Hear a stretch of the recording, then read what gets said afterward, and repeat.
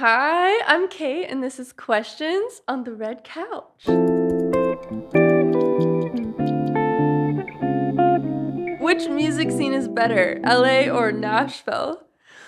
They're both amazing. They both have their own draws. In LA, it's the land of opportunity. So you have so many people there. You could live there your whole life and never meet the entire crowd of people in the music industry. And in Nashville, obviously that's where I'm from and where I love to be. And it's a community feel. We all kind of know each other, and if we don't know each other directly, we know one person that knows that person. Um, and I will say, just from living in both places, what I like about Nashville is that all the venues are generally within like a 15-20 minute radius versus LA is nearly like a whole state just from East LA to SoFi. There's so many different venues. Um, it just depends what you want. But I love them both. I don't have any bad things to say about them. What's your favorite TikTok trend? I really like the hopecore TikTok trends where people say inspiring things. But obviously right now I'm doing the apple dancing and the heartbreaking, and we just filmed one with my manager doing the holes.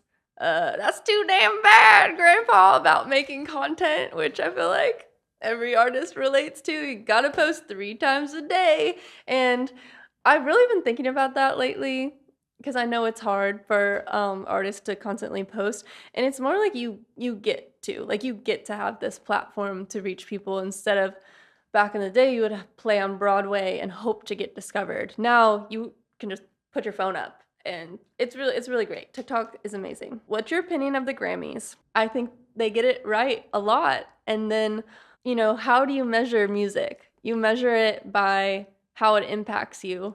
And obviously there's numbers, and I don't know, it's so subjective. And then you look at Beyonce. What's your thoughts on the Grammys then? I don't know. She's one of the greatest artists to ever exist. So, um I think the Grammys should never be it's not what I aspire to. I aspire to having songs that impact people, and I think that's what most artists aspire to.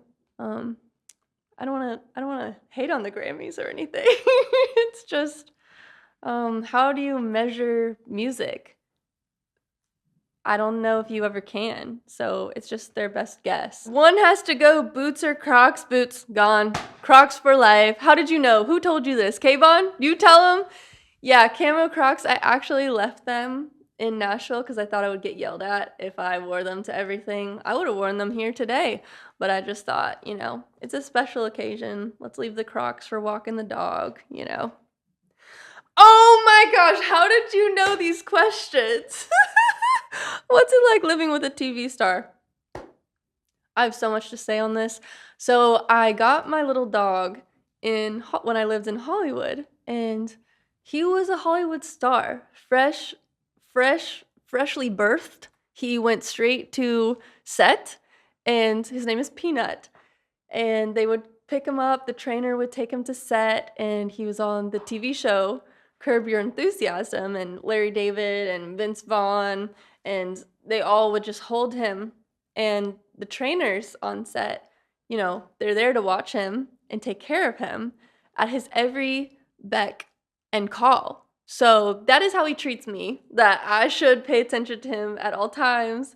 Whenever he wants a treat, he gets a treat. So yeah, he runs the show. He runs my whole house. My whole life actually revolves around a 10-pound dog named Peanut.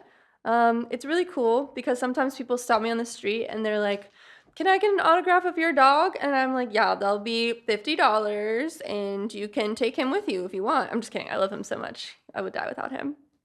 Who's an artist that inspires you right now? Okay, Kelsey Ballerini.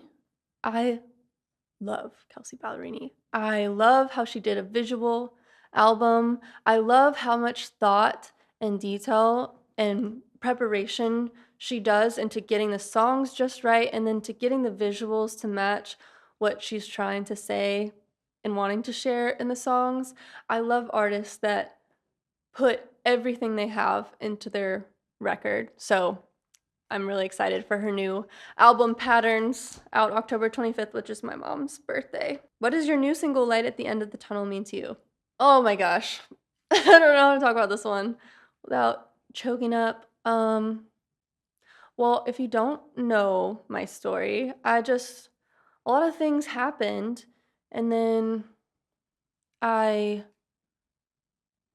I didn't want to be alive and I didn't ever think that I would make music. And so Reasons to Stay was the first song that I put out ever. And it was just my reasons to stay alive. And I wrote it on my piano in my kitchen in I think like February of 2019. And I'd never put any music out. And then I put this one out and it just kept going. It just kept finding more and more people and it impacted them. I would listen to it myself, like if I was ever, I was like, I wrote it for myself. I didn't know if anyone else would ever understand it. I actually thought it was too specific that no one could ever understand it because it was so specific about my life. And it's been really, it honestly, that song changed my life and showed me that you don't know what can happen in your life. You don't know how much of an impact you can have on people um, in the future. And it's really sad to think about if I wasn't here, I wouldn't have had that song and I wouldn't have seen how much of an impact I can have. And I hope that we all know that we can make an impact in our own ways. So Light at the End of the Tunnel is it's the follow-up song to that. It's what happened years a few years after. This is what my life has been like um since I put my first song out. I got to finally be who I am and make music, I guess. That was what I always wanted to do since I was little, and now I have an amazing team around me, and it feels so surreal to have people believe in you and believe in what you're doing. Describe your experience working with the American Foundation for Suicide Prevention. So, when I was very suicidal, I did not know they existed.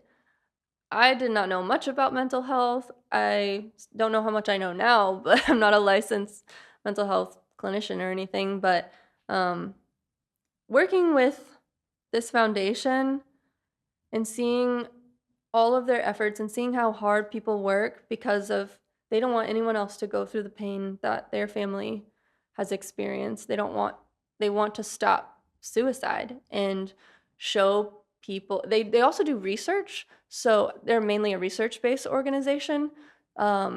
So they find out with scientific evidence-based studies what is the best way to help people recover. And for example, they're the ones that back in like mental health has come a long way. I know we all probably didn't have mental health education in schools, and that's something that I've gone to the Capitol in DC about, speaking on the 988 bill, which is the 911 phone number for mental health crises. So if somebody that you know is experiencing, you don't know what to do, but you don't want to call 911, you can call 988 and you can be connected to a licensed therapist and they can help you through the situation.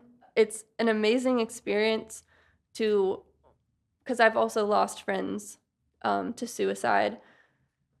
A few, as I'm sure most people have. And I just want everyone that has felt that way. That's like my scariest looking back on my life. If my life had ended there, I wouldn't have known how much I could do in my future and the life that was ahead of me. So I just want to give hope to people, and that is the organization's mission as well, is to give hope to people who are struggling. What's one piece of advice you'd give your younger self? Well, one thing I would tell my younger self is You know, when you're different in high school or middle school, it's not cool. It's not cool to be different. You kind of all want to blend in and be the same. So if you have any type of like individual talent situation going on, it doesn't go over well. So I think I would tell everybody and myself younger that whatever makes you different when you're a kid ends up being the thing that is most special to you as an adult. And uh, the talents that you have, don't shy away from them just because they're not the coolest thing in the world. Like, what is cool anyway? I don't know. I've never been cool. I'll never be cool. I think liking yourself and accepting yourself for who you are, even when people around you don't accept you, it'll do wonders. If I had never cared what people had thought, it's not that I really ever did, but you know, I would have said, go to therapy. I didn't do that. I didn't do that ever. No therapy. Because I grew up with it, you know, being very stigmatized, and you go to therapy if you're like a crazy person, but that's not the way it is. I always think of it as like a car crash. If you're in a car crash and you have a ton of broken bones, no one thinks you're crazy for getting your bones set and a cast and everything. But if you go through some type of trauma, like a death or assault, or, you know, 1 in 4 women are victims of sexual assault, and men, I think it's 1 in 10. And there's just a lot of violence and pain going on in the world. And if you just could get help for that and get healing, you deserve healing. Um, so just you deserve healing, and there is a way. And that's also why I'm very passionate about the mental health organizations that are out there, because a barrier to healing is um, a monetary barrier.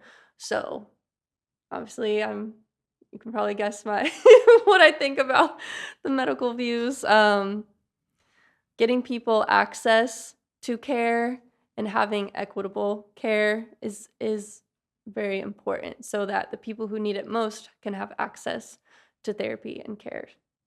Um, yeah, these questions really got to me. Get a little deep right now. You know, we could have talked about broke up on my birthday, how many candles I had and stuff. I can talk about that. These are such deep questions, and I appreciate the opportunity being able to speak about issues that are close to me and inspire my songs, and what I hope comes across in my songwriting and the people that need these songs. I wrote them all for me, you know, but I know I've seen that some people like my songs, and I'm so grateful for anyone that feels like the song is talking about their life. That's all that I want to do. Is like, I was thinking, like, why do we even listen to music? Is it like to not feel alone? Like, why do we turn on audio of music? It's like anytime you press play on music, there's somebody speaking back to you, singing back to you, and you're literally not alone in that moment for whatever it is. There's somebody on the other end of the recording. And so I just think that's really special for a lot of reasons. But anyway, I'm so grateful for the opportunity to be on the Red Couch Show, and grateful for my team, and just grateful for this new record and opportunity to share it. So thank y'all so much.